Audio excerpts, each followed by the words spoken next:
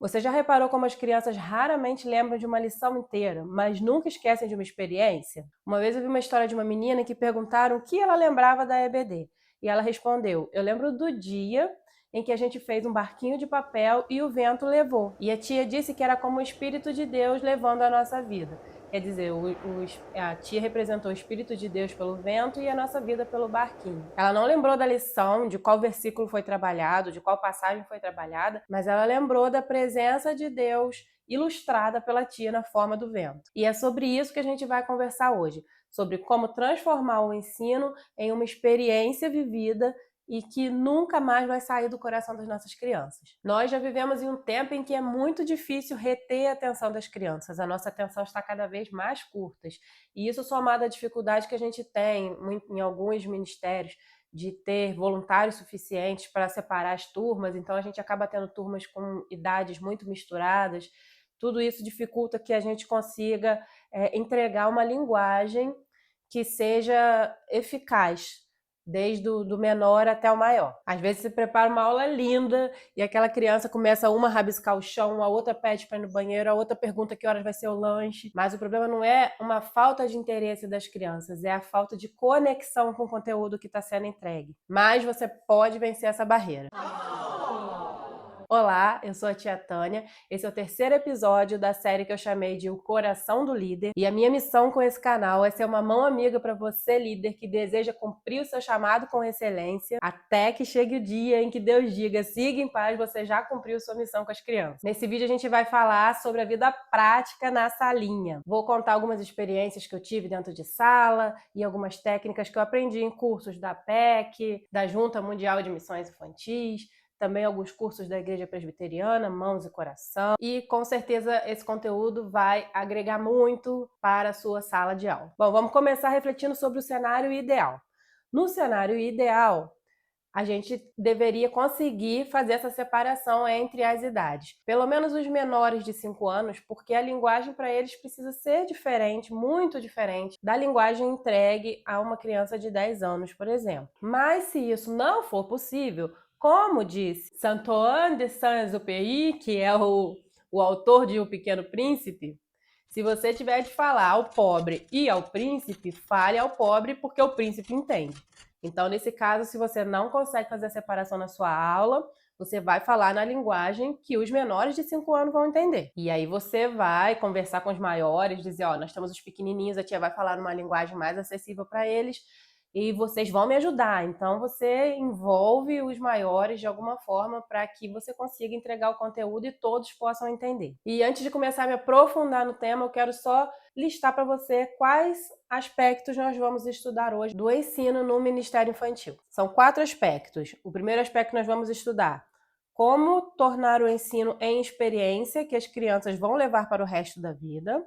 O segundo, a diferença entre EBD e culto infantil. O terceiro, é preciso ensinar a igreja a amar o ministério infantil. E o quarto, como receber atípicos não sendo profissionais da área. Então, acho que são 4 pontinhos que vão te ajudar demais no seu ensino, no seu ministério. Esse material foi preparado com muito carinho para você, então fica até o final. Para ensinar sobre Deus, a gente precisa primeiro ensinar a como viver com Deus. Devemos conduzir as crianças a uma experiência real. E essa é a chave para a conexão. Transformar o que é só ensinamento, conhecimento, em experiências de vida. Eu vou trazer 2 exemplos. Um de como a gente acaba, às vezes, apelando para a emoção das crianças, mas esse conhecimento não se enraiza no coração dela. E quando ela sai da salinha, esse conhecimento vai se diluindo e se perde. E o outro de como a gente pode transformar esse mesmo conhecimento em experiência, uma experiência que ela vai carregar pelo resto da vida. Bom, a gente precisa primeiro fazer essa diferença, o que é apelar para a emoção e o que é conduzir a uma experiência. Quando a gente apela para a emoção, a gente só quer provocar reações emocionais nas crianças. Então a gente provoca o choro, provoca gargalhadas, mas isso não se transformou em uma experiência real. Por exemplo, durante uma história bíblica, o professor coloca uma música triste e começa a contar sobre a crucificação de Jesus, sobre as dores que ele sentiu, e essa criança sente aquele momento triste, pesaroso, e ela até chora, se emociona. Só que aquilo foi só emoção. Mas no fim elas não compreenderam o amor de Cristo por elas, a obra da cruz. Elas saíram dali entristecidas pelo que Cristo passou, mas não entendeu o que Cristo fez por elas. Agora, quando a gente consegue fazer com que a criança se conecte com o conteúdo, ela vai de forma consciente entender a presença de Deus agora, neste momento, vai entender o que Cristo fez por ela. Isso se torna uma experiência pessoal. No caso, o foco é que ela viva a fé, não que ela sinta emoções. Como o professor poderia fazer isso? Ele conta a história da cruz, a história da crucificação, o plano da salvação, e ele convida as crianças para agradecerem a Deus pelo que ele fez por elas, individualmente. Ela pode fazer uma oração silenciosa, pode se solicitar que alguém faça essa oração, você pode pedir para que elas compartilhem momentos em que elas se sentiram amadas por Deus. O professor torna o amor, que era só uma palavra, em um momento. Uma boa opção também é você convidá-las a refletirem sobre seus próprios erros, sobre a sua miséria, para que elas entendam que o porquê desse plano da salvação, para que elas entendam a necessidade que elas tinham desse plano de salvação, desse resgate que foi feito por Cristo. Assim elas vão entender que esse amor foi direcionado a ela individualmente. É pessoal, é uma experiência pessoal. Então, uma boa dica na sala de aula é você usar dramatizações envolvendo as crianças, recursos visuais que tornem palpável para elas cheiros, sons, o vento, louvores, coisas que façam ela experienciar aquele momento. Não ora por elas, ora com elas. Envolva elas no conteúdo. Essa participação ativa vai construir memória, uma memória espiritual que vai acompanhá-la pelo resto da vida. E aqui a gente precisa diferenciar dois pilares do ensino no Ministério Infantil. O que é EBD e o que é culto infantil. Nós precisamos diferenciar esses dois modelos de ensino. Bom, na EBD é entregue o conteúdo teológico, é um ensino mais estruturado. Eles vão aprender sobre a Bíblia, vão aprender a defender a fé, eles vão entender os caminhos de Deus e eles vão se preparar para a missão de também evangelizar outras pessoas. E conforme a faixa etária, esse ensino vai sendo aprofundado, é como em uma escola secular. Então, para um pequenininho, você vai lá contar a história de Jonas. Você vai contar a história de Jonas, vai dizer que Jonas orou, se arrependeu, obedeceu, depois de ter percebido o seu erro. Agora, quando você já passa para uma turminha maior, você vai se aprofundar nesse conhecimento. Você vai buscar ensinar sobre os princípios espirituais dessa história.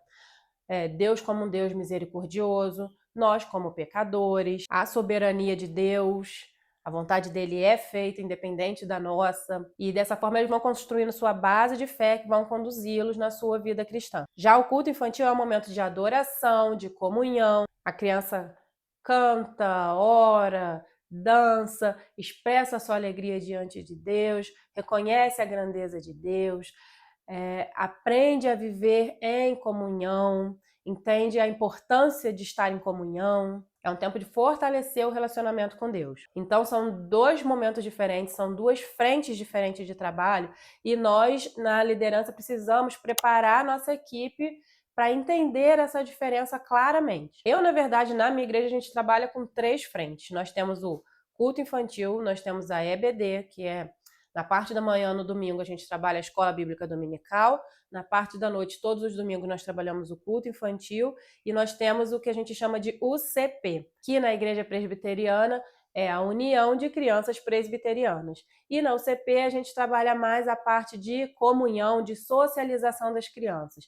Então são cultos especiais, é um piquenique, esse tipo de programação. Agora, só esse ensino no domingo não é suficiente para que a criança fixe o conteúdo entregue. Saindo da igreja, o mundo oferece milhões de distrações e a criança vai se distrair, o pai se perde na correria do dia a dia e esse conteúdo espiritual entregue no domingo pode acabar se perdendo durante a semana. Então, esse é o momento também de você pensar em trazer os pais para perto. Orienta os pais a reforçarem durante a semana o conteúdo que foi entregue na aula. A gente desenvolveu o hábito de sempre entregar algum material sobre o que foi ensinado na sala de aula. Então, na escola bíblica, eles têm uma revista que é para eles estudarem durante a semana e os pais devem acompanhar esse ensino. E no culto infantil a gente sempre entrega alguma atividadezinha. Eu sei que tem um conceito de que no culto a gente não deve fazer atividade com as crianças, mas ainda na minha igreja a gente ainda não conseguiu alterar essa realidade. Então a gente é um culto que ele é mais focado no relacionamento com Deus, o conteúdo é entregue de uma maneira diferente da parte da manhã, mas a gente ainda entrega uma atividade para as crianças fazerem ao final do culto.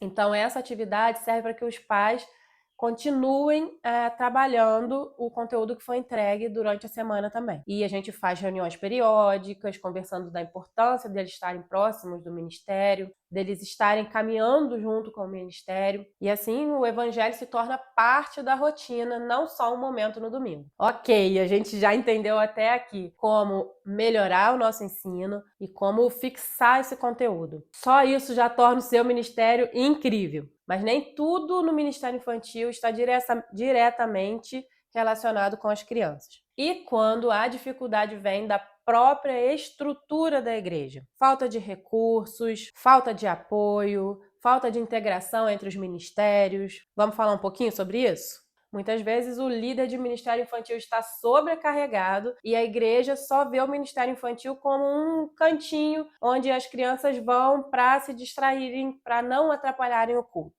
E isso é um erro. O ministério infantil é igreja, é formação espiritual. E ele é a porta de entrada para famílias inteiras. Quando nós alcançamos uma criança, nós alcançamos uma família inteira. A igreja deve investir pesado no ministério infantil. A igreja precisa entender a importância do discipulado infantil. Inclusive, agora no dia 20 de outubro, vai ao ar, vai ou foi, eu não sei que dia vai esse episódio ao ar, mas se já tiver passado, no dia 20 vai ao ar um episódio de um podcast que eu gravei, que se chama Resistência Podcast, onde nós tratamos desse tema.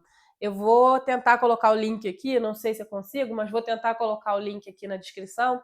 E se você quiser ir ouvir, também está um episódio bastante enriquecedor, muito interessante. Mas mudar essa visão que as pessoas têm do Ministério Infantil, que a igreja tem do Ministério Infantil, pode ser uma empreitada que você, líder, precise realmente começar aí na sua igreja. Sabe, educar a igreja e a liderança da igreja para enxergarem as crianças com devido foco, com o mesmo amor que Jesus demonstrou por elas. Eu tenho planos de fazer um vídeo sobre isso, como ensinar a igreja a amar o ministério infantil. Então continua ligado aí no canal, se inscreva no canal, ativa o sininho para você não perder nenhum vídeo. Nós temos muito conteúdo para conversar aqui e com certeza vai ser enriquecedor demais para o seu ministério, como tem sido para o meu, preparar esse material para vocês. O que fazer então, tia Tânia? Não adianta ficar reclamando que a igreja não apoia, ficar aí nas redes sociais reclamando. A gente tem que criar um plano de ação, um projeto e colocar em prática. Mostra para a igreja como as crianças já são igreja, como elas podem servir a comunidade.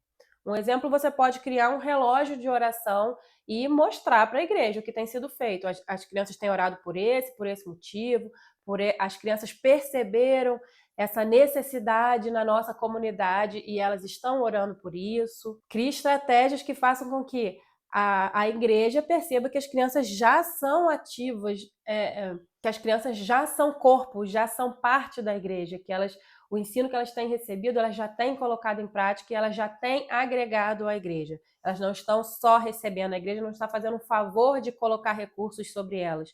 Elas já estão trabalhando em prol da igreja. E enquanto a gente está falando aqui, né, de estrutura, do ensino, eu quero trazer uma questão bem rapidinho aqui, que eu acho que é urgente a gente pensar sobre isso também, que é a presença masculina dentro do Ministério Infantil. Em muitas igrejas, o Ministério Infantil é composto só por mulheres, mas essa presença masculina faz muita falta. As crianças precisam ter referência de como é o trabalho masculino. Principalmente os meninos precisam dessa referência. Então, mesmo que os homens não assumam a turma para dar aula, às vezes a gente tem muita essa dificuldade, a gente não tem muito jeito com criança.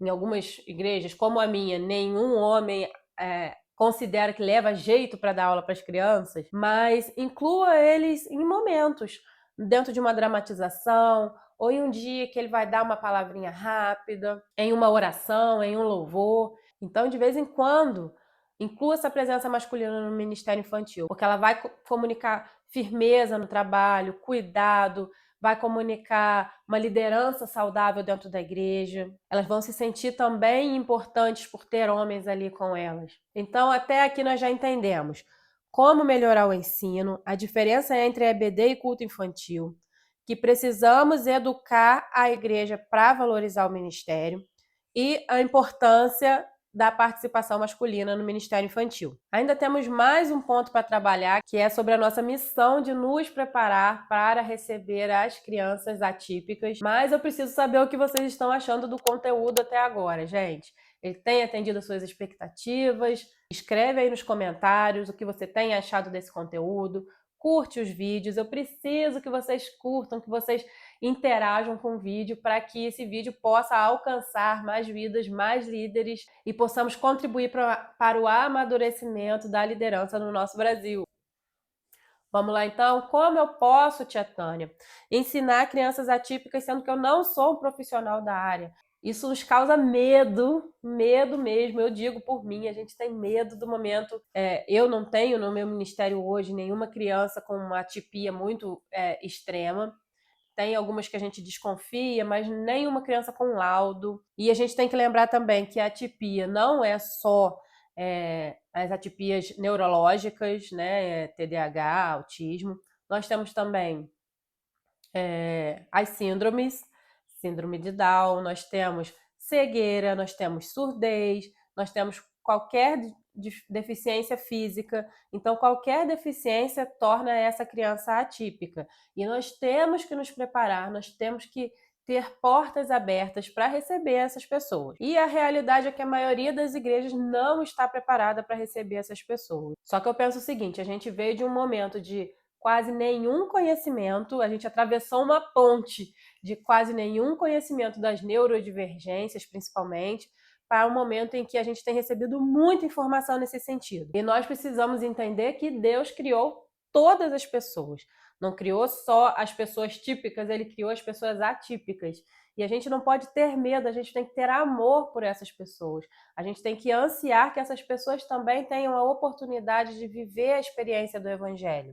E mais do que achar que só nós temos a entregar para ela, que só nós vamos servir a elas, nós temos que pensar também o que nós podemos aprender com elas, como elas podem servir a nossa comunidade. Quando a gente tem esse amor por essas crianças, a gente também alcança os pais dessas crianças, que são pessoas normalmente que têm uma rotina pesada, cansada, e quando eles se sentem amados ou acolhidos pelo Ministério Infantil, olha que grande diferença nós podemos fazer na nossa comunidade. Essa notícia vai correr, várias pessoas vão ficar sabendo. Quando você tem um bom Ministério Infantil bem preparado, a notícia vai se espalhar e, como eu disse, nós não precisamos ter medo desse momento. Tudo que a gente precisa fazer por essas famílias é demonstrar que nós estamos dispostos a lidar com as suas necessidades especiais, que a gente vai ter calma, que a gente vai ter paciência para lidar com as necessidades dessa criança. Nós sim vamos precisar nos esforçar por aprender sobre esse universo,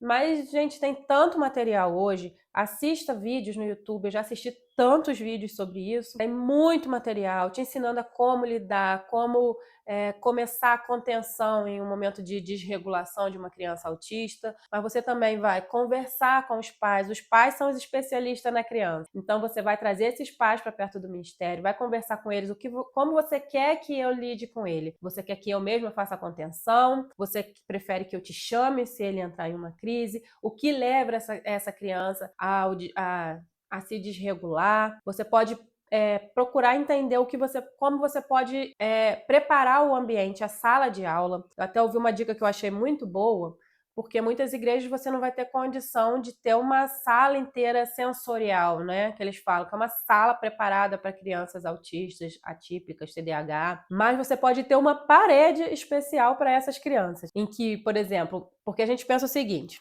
mas pelas crianças atípicas eu vou ter que transformar a sala toda numa sala sem graça, e as crianças que não são atípicas, elas não vão ter a oportunidade de ter uma sala colorida para elas aprenderem, para elas se divertirem? Então, a ideia que eu vi e eu achei bem interessante foi que você tenha uma sala em que as outras paredes tenham os cartazes, as flores, a decoração para as outras crianças, mas que tenha uma parede que seja mais neutra, em tons mais calmos, e as crianças atípicas vão se sentar de frente para essa parede. Você vai organizar a sala de forma que essas crianças fiquem de frente para essa parede. Então isso já vai acalmar essa criança. Você pode ter o que a gente chama de uma caixa sensorial, que é uma caixa que vai ter brinquedos, materiais que vão ajudar essa criança a se regular novamente. Você pode pesquisar no YouTube, tem muito material sobre o tema, mas eu vou te apresentar aqui algumas coisas que você pode ter nessa caixa sensorial que eu já pesquisei e que são muito simples, gente. Você pode ter cachecol, peludinho, sabe? Bichos de pelúcia, coisas pesadas, pode ter peso de porta, coisas que tenham que fazer esse esforço, brinquedos com barulho, pode ter uma esponja de cozinha, pode ter elástico, pode ter... Você precisa de coisas que tenham texturas, que tenham cores, então pode ter esse poppet que as crianças gostam, pode ter uma sacolinha com sagu, sabe? Sagu que a gente come, aquele movimento das bolinhas ajuda, massinha de modelar e esse tipo de coisa. Então são coisas assim que são sensoriais, que ele pode passar no rosto, na pele, coisas que vão trabalhar os sentidos dele de forma que ele vai conseguir relaxar, se acalmar. E mais uma coisa que você pode fazer, que eu vi um profissional, que até Leonardo Veríssimo, ele é um pastor e ele é autista, ele é psicólogo também, e ele falou que ele sempre recebe contato das escolas sobre como trabalhar com aquela criança atípica, sendo ele o profissional que está atendendo aquela criança. Mas ele falou que nunca recebeu a ligação de uma igreja para saber exatamente a mesma coisa, como lidar com aquela criança. Então fica uma dica muito boa também, se você tem uma criança atípica, com a autorização dos pais, peça o contato do profissional que atende essa criança e conversa com ele qual a melhor forma que você pode conduzir na sala de aula ali para atender melhor as necessidades dessa criança, para evitar essa desregulação dessa criança e para que você consiga ser mais eficiente na entrega do conteúdo para essa criança. Como você pode entregar esse conteúdo de forma que ela vai prestar atenção, que ela vai absorver o conteúdo. Então a gente tem que não só trabalhar a gente tem que trabalhar com as crianças atípicas, não com medo de como a gente precisa se comportar para atender as necessidades dela, mas também procurar entender como a gente pode ser mais eficiente, mais eficaz na entrega do conteúdo para que ela tenha, de fato, a oportunidade de entregar a vida dela a Cristo. Hoje eu tô com a cachorrada aqui em volta de mim, porque se eu deixo eles soltos, eles ficam latindo, então deixei eles deitadinhos aqui. Vai deitar, vai. Vai deitar. Vai deitar. Vocês ficam deitados aí o dia inteiro. Eu vou me colocar aqui como um exemplo e testemunho. Eu tenho vários cursos na área, já assisti muitos vídeos, procurei me preparar nesse sentido, mas eu sou aquela pessoa que sempre teve muito medo de que chegue o momento em que uma criança típica mais severa chegue para o meu ministério. Mas essa semana eu tive uma experiência, ainda não posso contar aqui, mas ela me fez refletir sobre isso. Ela me deu um baque de que eu não posso ficar com medo de que essas crianças cheguem até mim. Pelo contrário, eu preciso ter anseio de que elas cheguem até mim. Porque o Evangelho foi escrito para todas as crianças. Eu assumi o papel de alcançar, de discipular as crianças. E não são só as crianças típicas. Eu assumi o papel de alcançar todas as crianças. Então, eu preciso ansiar que todas as crianças venham até mim. Em qualquer situação, eu preciso ansiar que essas crianças cheguem até mim. Nunca vou me sentir totalmente preparada até o dia em que eu começar a colocar a mão na massa.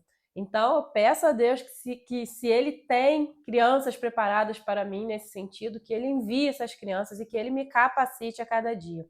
Fica aí para mim e para você essa missão. Estudar, já ter a nossa sala de aula preparada, não esperar que uma criança chegue no nosso ministério para ir pensar o que a gente pode fazer, já preparar. Eu, essa semana, quero correr atrás de comprar a minha caixinha sensorial, preparar a minha sala de aula para receber essas crianças também. E fica esse desafio para você também. Espero que você faça e volta aqui para me contar como que você fez essa preparação da sua sala de aula. Ensinar crianças é um dos maiores desafios do reino de Deus.